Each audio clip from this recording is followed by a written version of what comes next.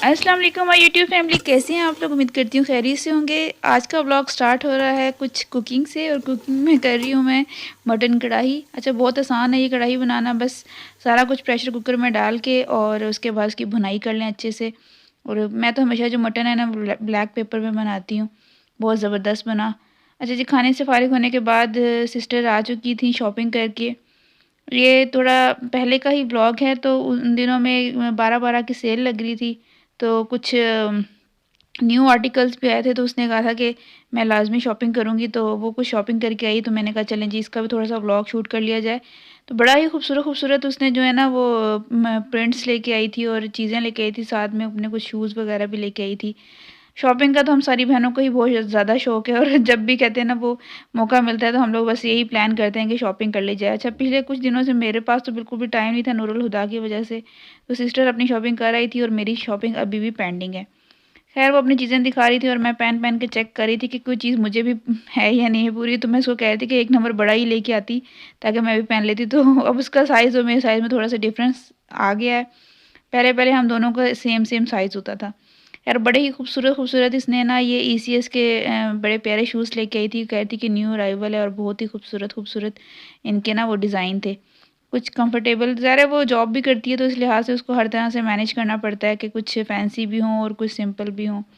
तो यहाँ मैं ये देख रही थी, ब्लैक वाला बड़ा ही ज़बरदस्त कंफर्टेबल शूज़ था। जूता हमेशा ऐसा ही लेना चाहिए जो आपको ना कंफर्टेबल रखे। ये ना हो कि आप ऐसा ले लें कि जो देखने में तो बहुत प्यारा हो, लेकिन चलने में आपको मुश्किल पेश आए। साथ में उसने कुछ शॉपिंग की, कुछ अच्छा कॉटन के स्टफ़ लेके आई, कुछ जो-सा है वो विंटर्स की भी चीज़ें लेके आई। तो दोनों ही तरह की चीज़ें थी, जो आगे चल के मैं आपको व्लॉग में दिखाती हूँ। अच्छा, ये कितना खूबसूरत प्रिंट है। अच्छा, ब्लैक के ऊपर हमेशा ही ये लाइट कलर की जो एम्ब्रॉयडरी होती है वो बहुत अच्छी लगती है। और ये वो कहते हैं ना, बहुत पुराना ट्रेंड चलता आ रहा है और अभी तक फ्रेश है ये ट्रेंड, और अभी भी लोग इसको बहुत ज़्यादा पसंद करते हैं। तो मैंने सोचा अपने व्यूवर्स के साथ भी इसको शेयर किया जाए।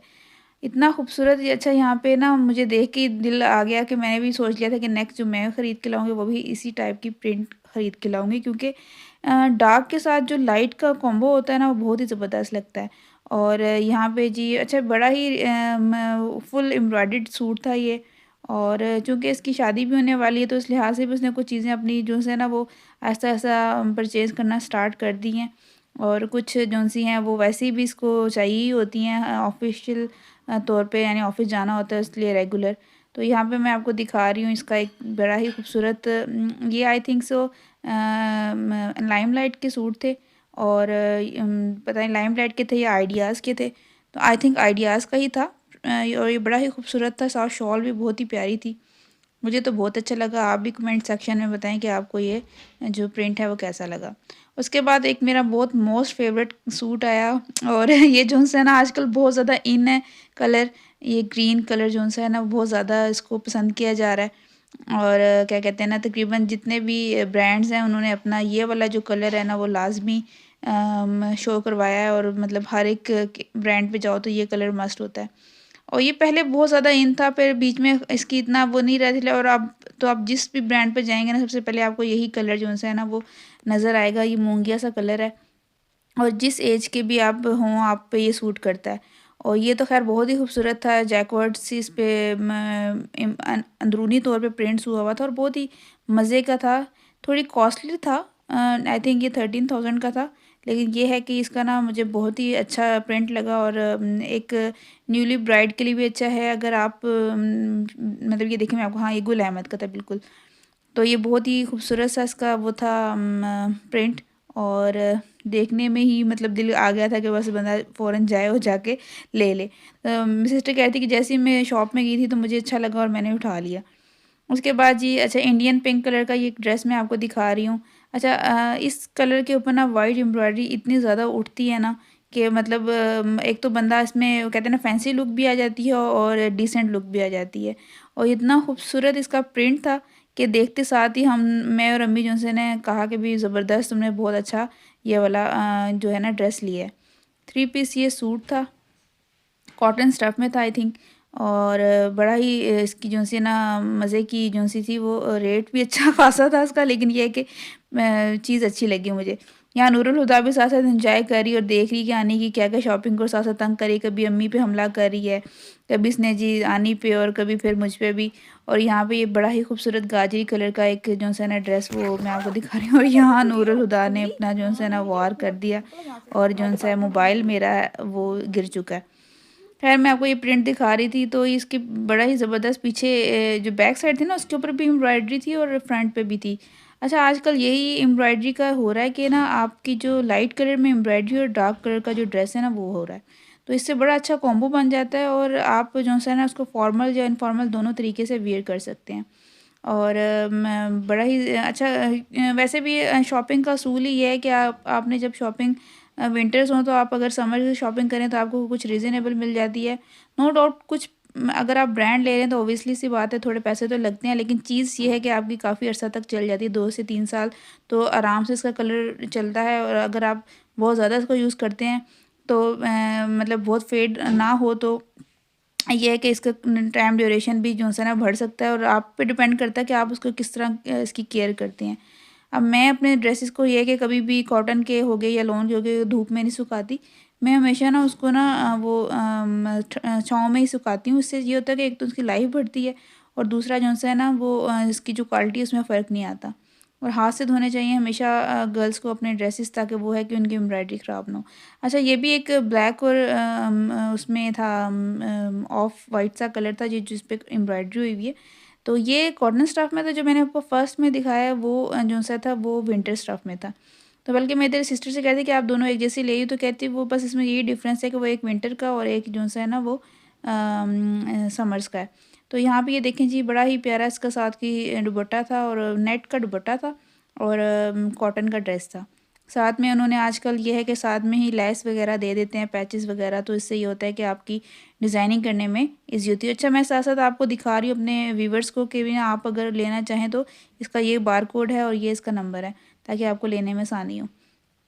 तो अब यहाँ पे एक और इसने पीच कलर का ही ड्रेस निकाला, थोड़ा-सा लाइट पीच है और इसका बड़ा ही प्यारा-सा जो-सा है ना वो ऊपर पैचेस थे, बड़े ही गोल्डन और शाइनी से वाइट कलर में। और बड़ा ही इसका मुझे तो ये ड्रेस मतलब कहते हैं ना फ़ेवरेट ड्रेस लगा और बहुत ही मज़े का इसने क्या कहते हैं ना ये टिश्यू टाइप जो होता है, कैसे कहते हैं, टिश्यू टाइप ही होता है, तो इसके ऊपर इसका वो था एम्ब्रॉयडरी हुई हुई थी और मुझे बहुत ही अच्छा लगा ये वाला ड्रेस।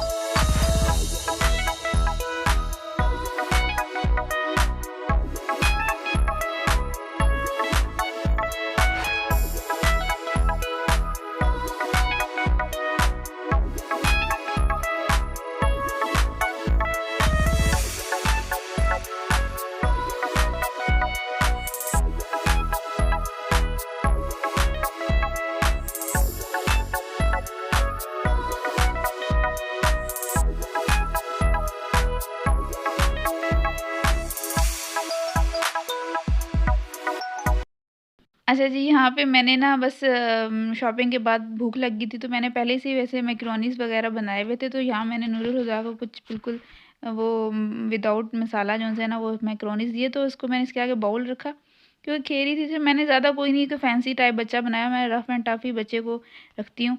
तो यहाँ पे नूरुल हुदा जो-सी है ना वो उसको मैं कोई राइटिंग कर रही थी, तो उसके पास पेन पड़ा हुआ था।